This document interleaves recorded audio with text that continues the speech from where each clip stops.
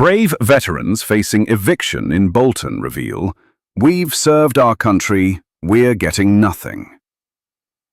An explosive confrontation erupts as 12 heroes face homelessness, while asylum seekers get hotels.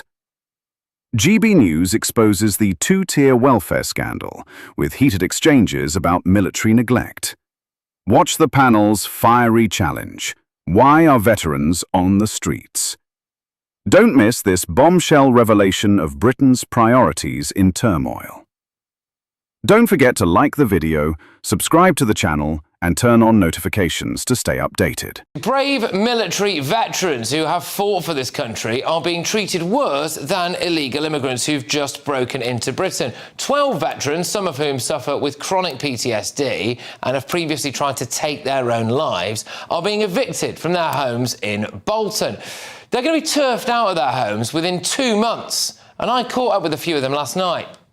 Veterans, we've not come over here in a boat. We've served our country. We're getting nothing. The country is going, it's abysmal at the moment, and it just doesn't seem that they care. But if you come across in a dinghy without a passport, there you go. There's a hotel. There's money. Do whatever you want. They haven't got a clue who they're letting in the country. We are veterans. We're part of the country, and we've got no rights. We've got nothing. Yeah, they've got nowhere to go, and in some cases, no relatives who could take them in. What they've got in place for us, if we do get evicted, they still didn't have an answer.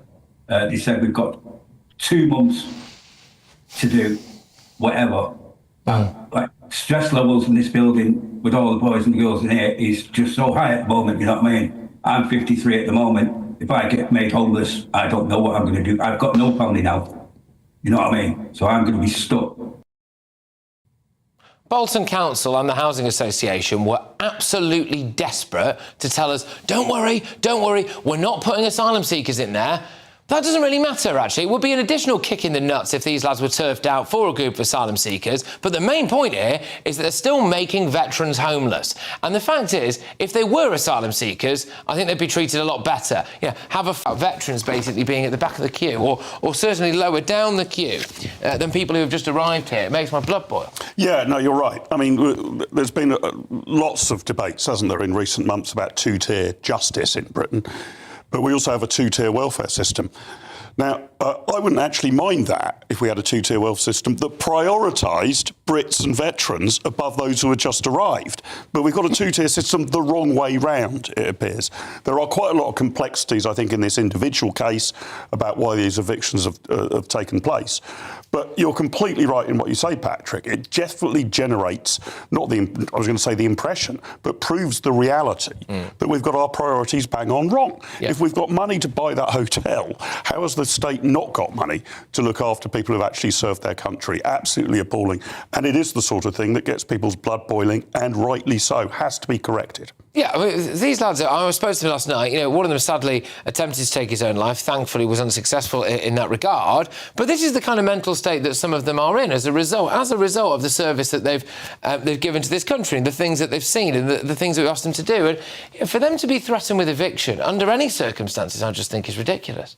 I watched the full interview actually last night, and I was outraged, and then I was deeply depressed. I thought, gosh, is that what you get? And you said it in the opening, didn't you? People who break into the country get more than people who fought for the country. And it is this sense of unfairness that the British public are now feeling. So when they are doing the protests on the street, when they're saying, look, 32,000 people now in hotels, some of them 4-star hotels, getting all this luxury, when we as Brits can't actually pay our rent, our mortgage and our bills, it's deeply unfair. I'm a personal attack on the government. That should pretty much be Rule 101, right? Whilst you have men and women, potentially, who have served this country and, maybe in some cases lost a leg or suffered the catastrophic mental health consequence of it, whilst you've got any of them on the streets, You do not put someone who's just come across in a boat in a hotel. You've got to sort that out first. You have to. I agree. You have to look after the veterans. They deserve to be looked after. But the thing is, once they're on the streets and homeless, it's sometimes very hard to get them back into. It's a brutal thing, isn't it? Yeah. But you basically need to set some priorities. Yes. And I don't, I mean, it might not suit them, so I'm rather flippantly suggesting this, but I would have thought these poor veterans you've spoken to should get first dibs on the nice rooms in the Britannia Hotel, Canary Wharf, ahead of any asylum seekers. But if you've had 900 people come into the country today, and this is Starmer's collapse, he's not taking it seriously enough. He is not doing the Rwanda scheme. He's not coming out of the ECHR. He's not getting rid of the Human Rights Act. You can't just go and say we're out of the ECHR. No, you can't just do that. What we can do, right, is that of those 900 people who illegally entered Britain today, I will guarantee you that as we speak right now, every single one of them will have some form of roof over their head. Out to Bolton Council for comments on this matter.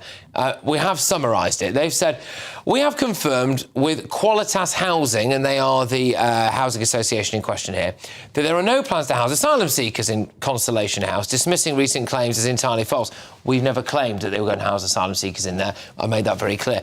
They say that the property's owner, Qualitas Housing, issued eviction notices to current residents, not at the council's direction, but due to financial reasons. Qualitas had applied to qualify for housing payment benefits meant for the providers of supported accommodation, such as for veterans, but failed to meet the necessary criteria. Now, Bolton Council only became aware of the evictions after the notices were issued and is now reaching out to affected tenants to offer support. Now, that's all well and good, OK, fair enough, but I'm quite sceptical of that, and I do want to issue a little warning to Bolton Council here.